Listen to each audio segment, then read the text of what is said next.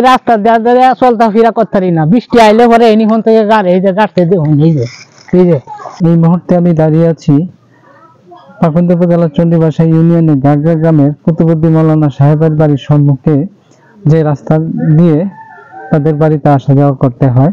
এই বাড়িতে প্রায় 200 মানুষের বসবাস।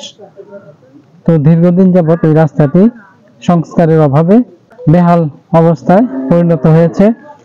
একটু বৃষ্টি হলেই এদিক দিয়ে চলাচলের অনুপযোগী হয়ে পড়ে রাস্তাটি।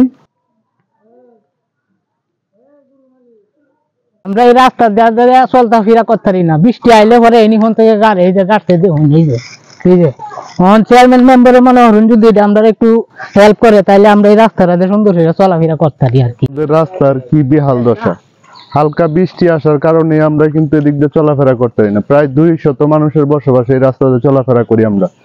কোনো গাড়ি কেন, আমরা নিজেরা পায়ে হেঁটে চলাফেরা করতে পারি না। আমাদের গ্রামের চেয়ারম্যান মেম্বার এবং উপজেলা চেয়ারম্যান সহ সবার দৃষ্টি আকর্ষণ করছি, আপনারা দয়া করে আমাদের এই রাস্তাটা মেরামত করার ব্যবস্থা করবেন।